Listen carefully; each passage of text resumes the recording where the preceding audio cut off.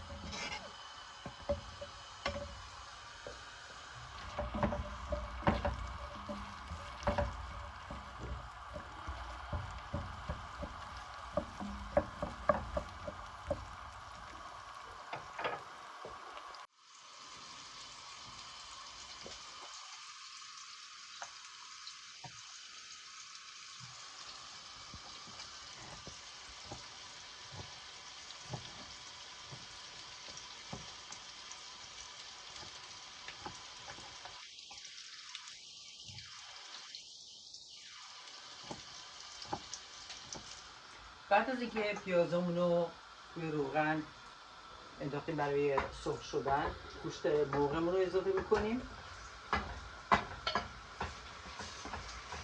میذاریم خوب تفت بخوره.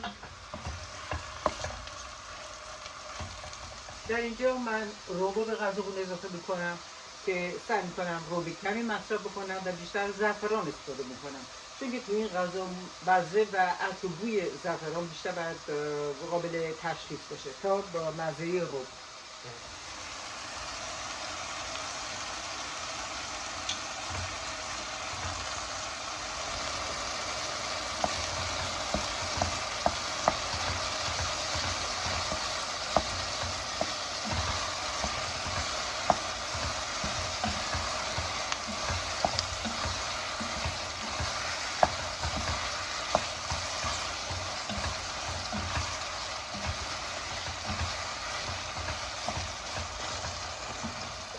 بعد از اینکه روبمون کاملا تفت خورد و مرغمون به این روبمون آغشته شد، من لوبیا سبز رو اضافه میکنم.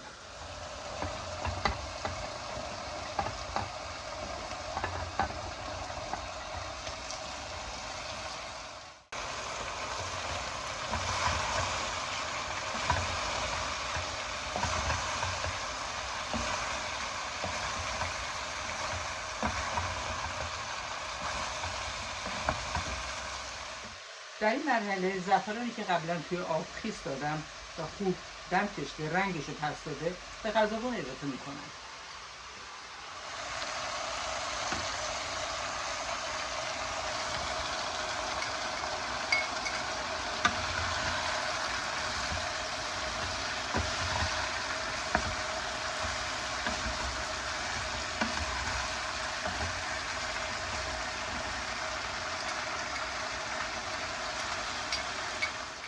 نمک به اندازه یک قاشق غذاخوری به غذامون اضافه میکنیم که مزه خودشو بگیره.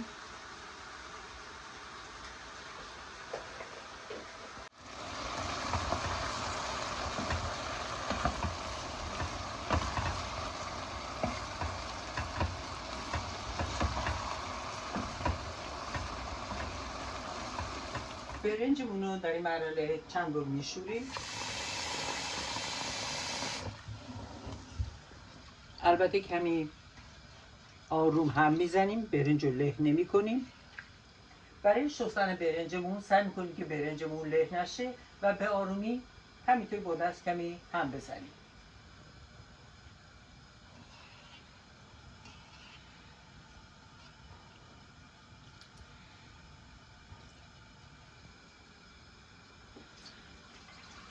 اولین آب برنج رو دور میریزیم.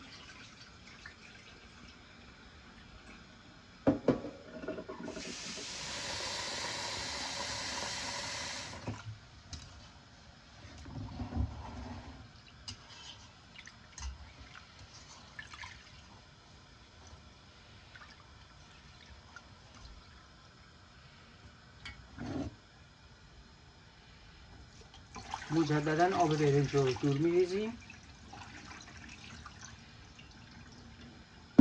تا زمانی که وقتی آب توی برنج میریزیم برنج مشخص بشه توش، رنگش کدر نباشه.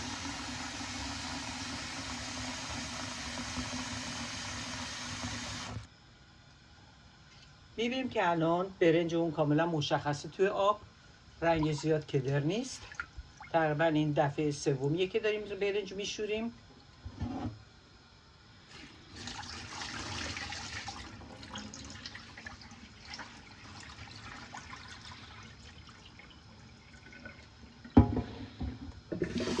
و این بار آب برنج رو به حد میریزیم که برنج بتونه کاملا توی آب تیز بخوره و بذاریم بپزه.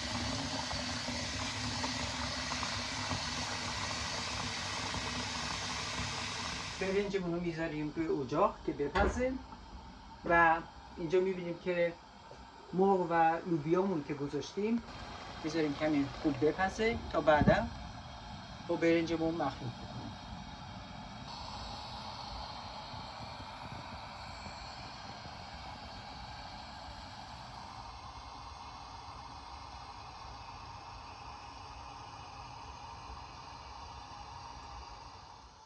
بعد از 15 دقیقه که برنجمون رو آب پس کردیم میبینیم که برنجمون داره میجوشه و خودش میاد بالای قابلمه. اینجا زمانیه که ما بخوایم بهش نمک اضافه کنیم.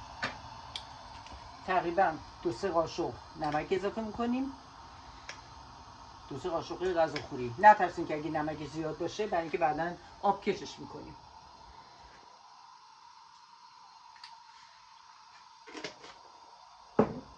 برنج رو هم میزنیم.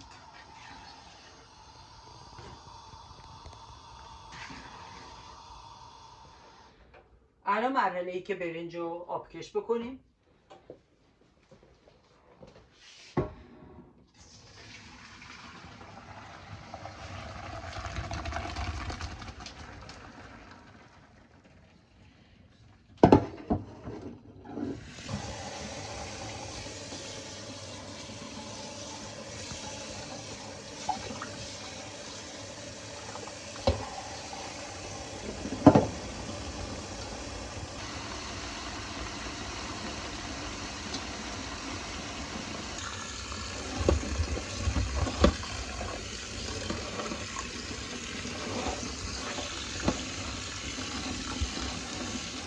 من همیشه زیر قابلمه رو با این کاغذ روغنی که برای پخت و پز استفاده میکنیم از این استفاده میکنم، برای شیرینی پزی استفاده میکنیم. حالا یه ترفند کوچیک خیاطی هم به شما یاد بدم، از مادرم یاد گرفتم. کاغذ رو تا قسمت میکنیم تا میکنیم، یه قسمت کوچیک از این بالا رو میبریم که به صورت گرد در بیاد و این قسمتاش رو بردیم و چاپ میزنیم که توی قابلمه قشنگ بتونه بیسته. کمی روغن اضافه میکنیم به ته قابلممون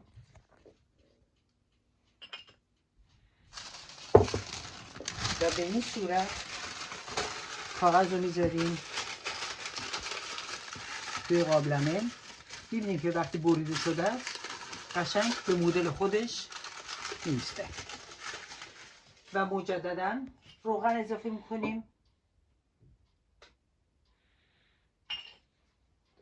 و این سیب زمینی‌هایی که قبلا آماده کردیم اینا رو ته قابلمه میچینیم به عنوان تدیگ.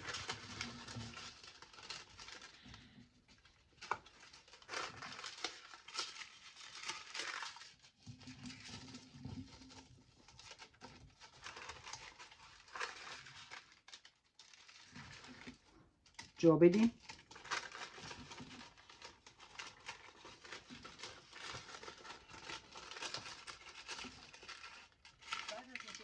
رو ته قابلمه‌مون به این صورت چیدیم. وقتشه که لوبیا و گوشتمون رو داخل برنج لابلا بتونیم بچینیم.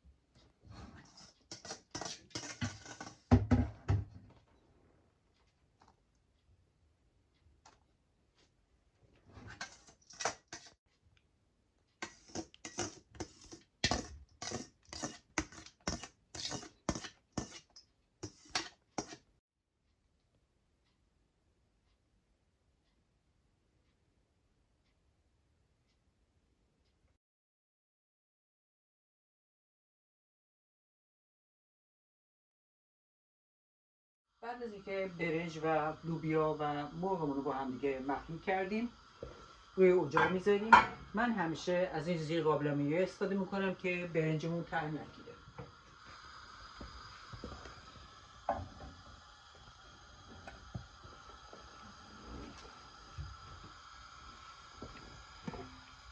و کمی آب بریزم توی برنج که بتونه قشنگ بخار بکنه.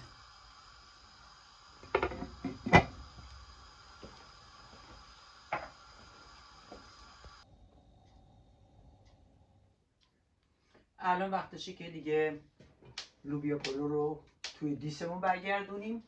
من معمولا دیس بزرگتر از قابلمه استفاده میکنم که اگه وقتی میخوایم تدیگ رو ببریم دیگه برنج از توی دیس بیرون نریزه.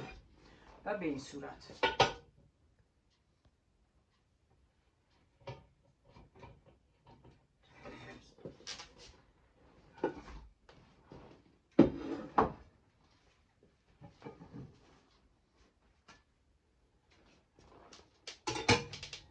الان بریم لوبیا پلومون رو امتحان بکنیم.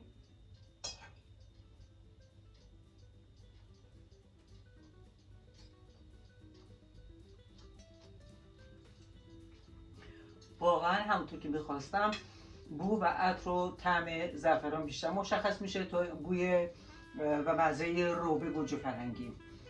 واقعا خیلی خوشمزه شده. امیدوارم که شما درست بکنین و نوش جان بفرمایید. ممنون که همراهی کردین. تا برنامه آینده خداحافظ شما.